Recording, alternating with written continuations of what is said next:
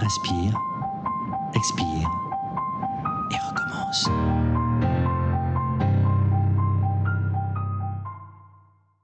Bonjour et bienvenue dans mon podcast Inspire, expire et recommence.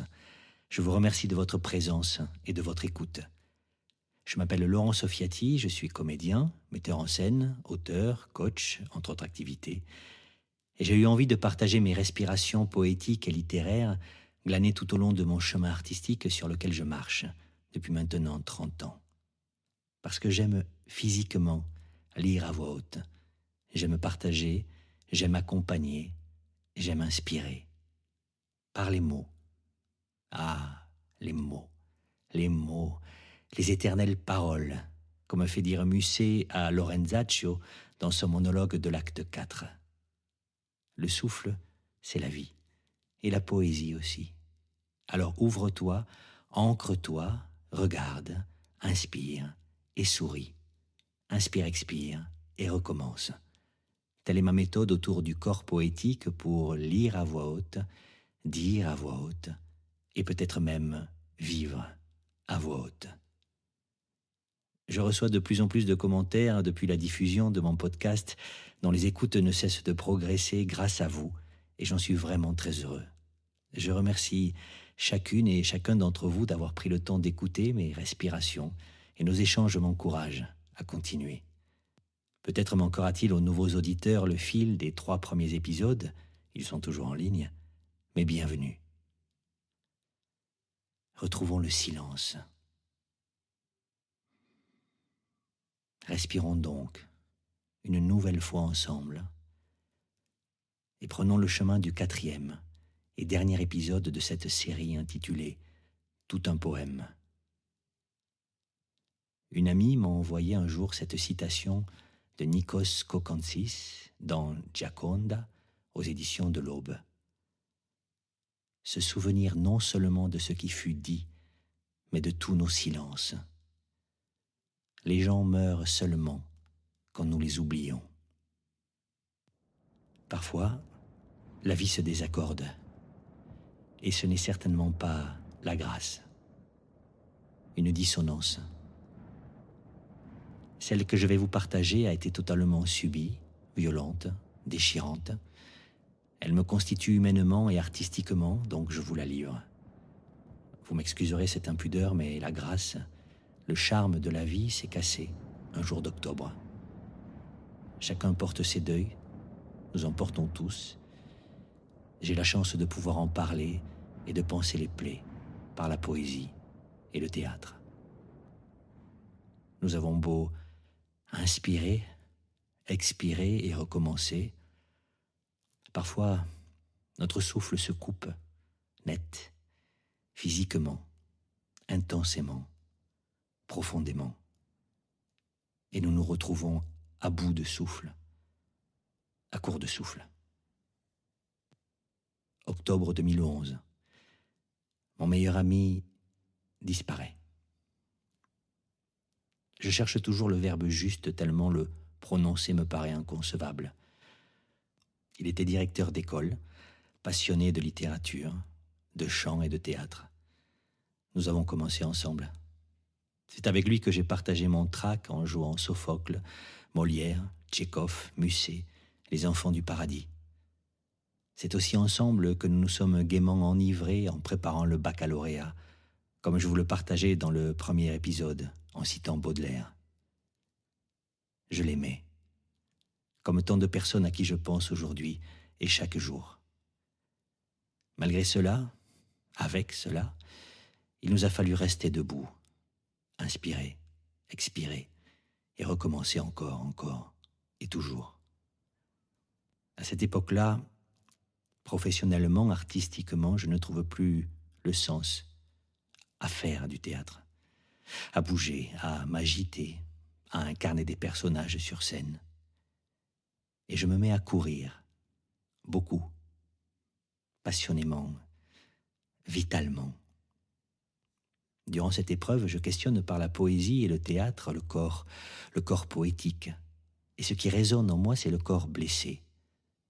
Comment dire ? Et si je ne bougeais pas ? Si j'étais sur scène, immobile, est-ce que j'arriverais encore à faire théâtre, à créer du vivant, à partager des émotions avec le public? Comment rendre la poésie dans un corps immobile? Je m'intéresse donc au soldat poète aux doigts Joé Bousquet, paralysé par une balle allemande en 1917, qui passera plus de 30 ans dans son lit, à Carcassonne. Je crée le spectacle et je suis resté debout. Je raconte le parcours de ce soldat qui est monté à l'assaut sur le plateau de Vailly.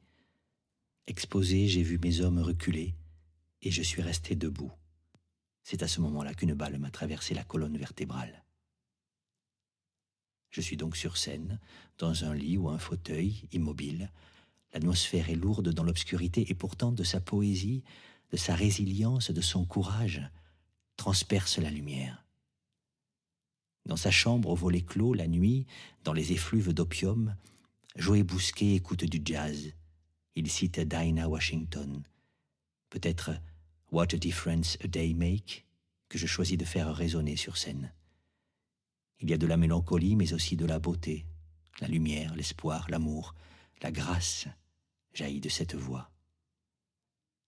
Le soldat poète Joé Bousquet écrit dans le recueil Un amour couleur de thé, lettres écrites entre 1927 et 1937. Ma chérie, il est tard.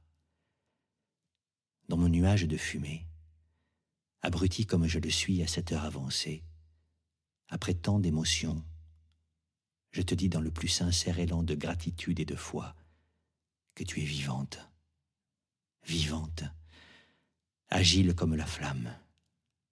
Mieux que les autres tu sais aimer, mieux que toutes tu sais oublier. Tu es celle qui pleure très fort, pas longtemps. Il paraît que je suis paralysé. Je crois que les médecins se trompent. La mort, me semble-t-il, qui m'enlaçait déjà, s'est endormie dans mes membres. Et si je ris un peu trop haut, je la réveillerai peut-être.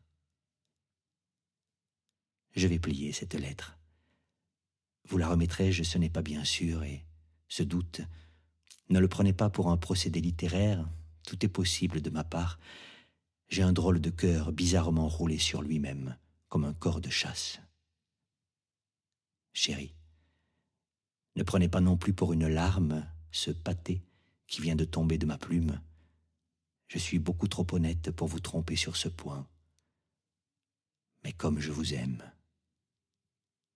Puis, après le théâtre et l'immobilité, je questionne le théâtre et la poésie dans un corps mobile et courant, en mouvement. J'écris une pièce autobiographique, un seul en scène qui s'appelle « Cours toujours », récit d'un comédien marathonien qui, par la métaphore d'un marathon et de la course à pied, parle à son ami. Un pas, encore un pas, encore un pas, inspire, expire et recommence. J'ai mis 7 ans pour m'accorder le droit d'écrire et de partager ce récit. Les paroles que vous allez entendre sont extraites d'une chanson de Jacques Brel. Elle est magnifique. Elle était dans ce spectacle et j'aurais tout fait pour qu'elle n'y soit pas. C'est la grâce absolue dans l'absolue douleur. Il s'appelait Johan. On l'appelait Jojo. Jojo. Voici donc quelques rires, quelques vins, quelques blondes. J'ai plaisir à te dire que la nuit sera longue à devenir demain. Jojo. Moi je t'entends rugir quelques chansons marines où des Bretons devinent que Saint-Casse doit dormir tout au fond du brouillard. 6 pieds sous terre, Jojo. Tu chantes encore. 6 pieds sous terre, tu n'es pas mort, Jojo. Ce soir, comme chaque soir, nous refaisons nos guerres. Tu reprends Saint-Nazaire, je refais l'Olympia au fond du cimetière. Jojo. Nous parlons en silence d'une jeunesse vieille. Nous savons tous les deux que le monde sommeille par manque d'imprudence. 6 pieds sous terre, Jojo. Tu espères encore. 6 pieds sous terre. Tu n'es pas mort, Jojo. Tu me donnes en riant des nouvelles d'en bas. Je te dis mort au con. Bien plus cons que toi, mais qui sont mieux portants, Jojo. Tu sais le nom des fleurs? Tu vois, comme mes mains tremblent. Et je te sais qui pleure pour noyer de pudeur mes pauvres lieux communs. 6 pieds sous terre, Jojo. Tu frères encore. 6 pieds sous terre. Tu n'es pas mort, Jojo. Je te quitte au matin pour de vagues besognes. Parmi quelques ivrognes, des amputés du cœur qui ont trop ouvert les mains. Jojo, je ne rentre plus nulle part. Je m'habille de nos rêves. Orphelin jusqu'aux lèvres, mais heureux. Heureux de savoir que je te viens déjà. 6 pieds sous terre, Jojo. Tu n'es pas mort. 6 pieds sous terre, Jojo. Je t'aime encore.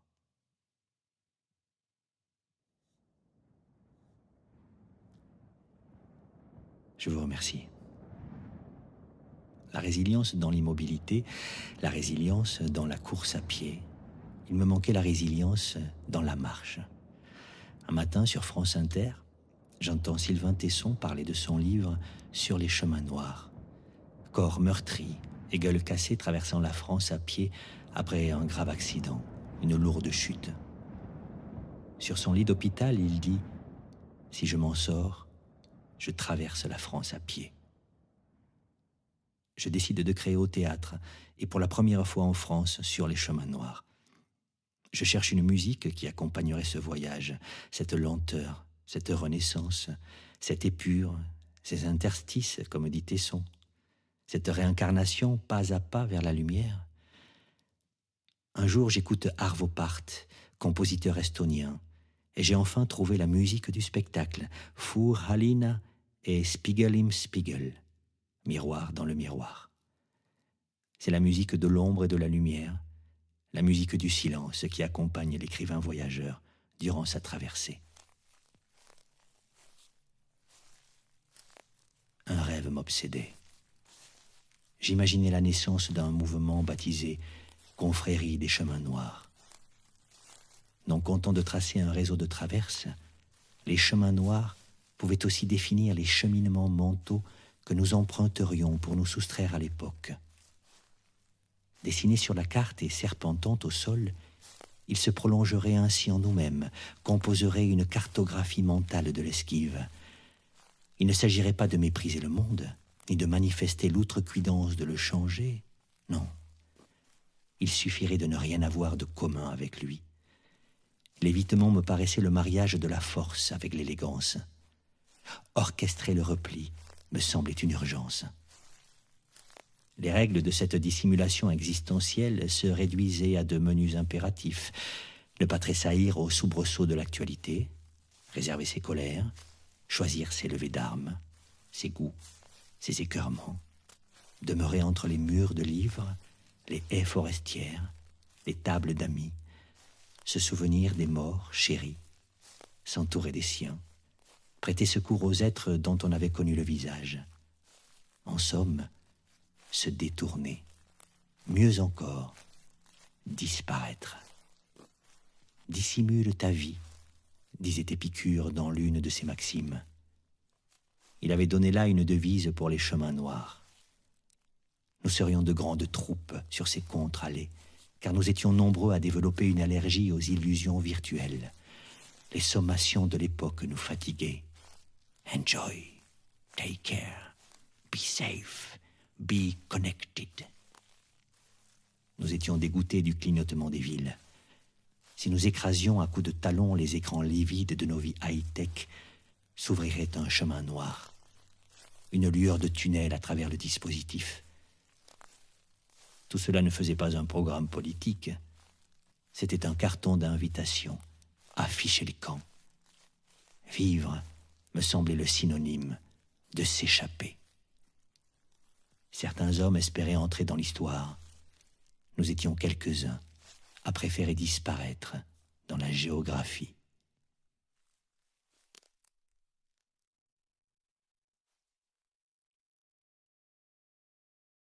Rêver et rester debout, toujours marcher, toujours courir, toujours avancer, avec ses ombres, ses déséquilibres, avec ses peines, ses joies. Aller vers le beau, vers la lumière, vers l'harmonie.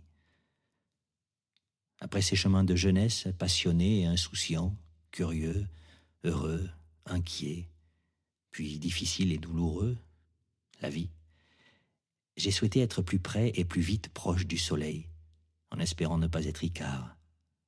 En 2021, j'ai eu le plaisir, la chance et l'honneur de me produire au Panthéon et de rencontrer Jean-Marc Auvas, professeur de littérature française à la Sorbonne, éminent spécialiste de l'œuvre de Victor Hugo, dont je vous invite à parcourir ses livres et ses biographies qui font référence pour la découverte du poète. J'ai créé un spectacle avec les poèmes, les textes et les discours de Victor Hugo, que j'ai appelé « Demain, tu seras le soleil ». Je ne sais pas si la poésie et la musique peuvent sauver le monde, mais elles nous permettent, comme tous les arts, il me semble, de nous tenir debout. Je voudrais donc, en espérant avoir pu simplement vous faire partager une partie de mes respirations, je voudrais terminer ce voyage en 4 épisodes de tout un poème par un texte de Victor Hugo. Victor Hugo qui demande « Où donc est le bonheur ?» Où donc est le bonheur, disais-je, infortuné. Le bonheur, ô mon Dieu, vous me l'avez donné. Naître, et ne pas savoir que l'enfance éphémère, ruisseau de lait qui fuit sans une goutte amère, est l'âge du bonheur, et le plus beau moment que l'homme, ombre qui passe, est sous le firmament.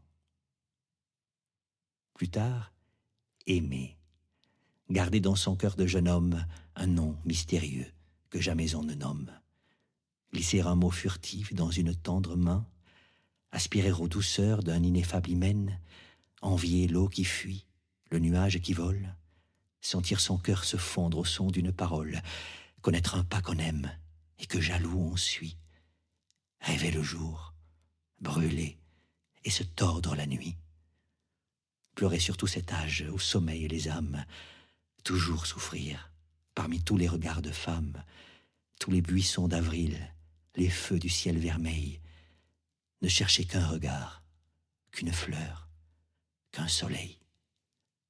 Puis, effeuiller en hâte et d'une main jalouse les boutons d'oranger sur le front de l'épouse, tout sentir, être heureux, et pourtant insensé, se tourner presque en pleurs vers le malheur passé, voir, au feu de midi, sans espoir qu'il renaisse, se faner son printemps, son matin, sa jeunesse, perdre l'illusion, l'espérance, et sentir qu'on vieillit au fardeau croissant du repentir, effacer de son front des taches et des rides, s'éprendre d'art, de vers, de voyages arides, de cieux lointains, de mers où s'égarent nos pas, redemander cet âge où l'on ne dormait pas, se dire qu'on était bien malheureux, bien triste, bien fou, que maintenant on respire, on existe, et plus vieux de 10 ans, s'enfermer tout un jour pour relire avec pleurs quelques lettres d'amour.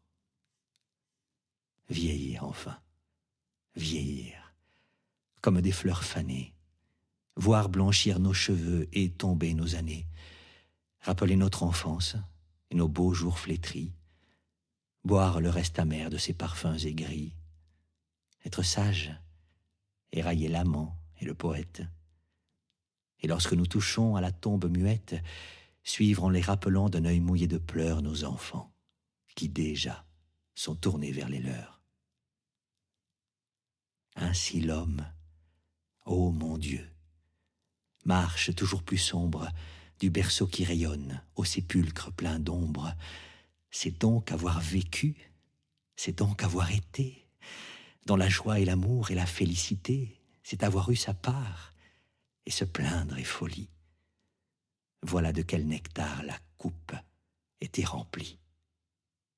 Hélas, naître pour vivre en désirant la mort, grandir en regrettant l'enfance ou le cœur d'or, vieillir en regrettant la jeunesse ravie, mourir en regrettant la vieillesse et la vie. Où donc est le bonheur, disais-je, infortuné? Le bonheur, ô mon Dieu, vous me l'avez donné.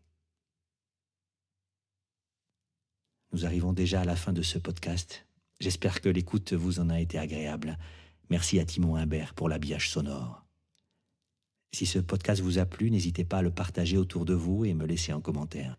Si vous souhaitez un accompagnement pour le plaisir de lire, contactez-moi. Vous pouvez prendre rendez-vous pour une séance découverte offerte dans le lien ci-dessous ou sur mon site www.laurentsofiati.com pour lire à voix haute, dire à voix haute, vivre à voix haute. Je vous donne rendez-vous dans 15 jours pour un prochain épisode. Nous continuerons à marcher ensemble sur le chemin de mes respirations poétiques. Je lirai. Je ne sais pas encore quoi, mais je lirai. Je vous remercie, je vous dis à très bientôt et surtout n'oubliez pas, inspire, expire et recommence.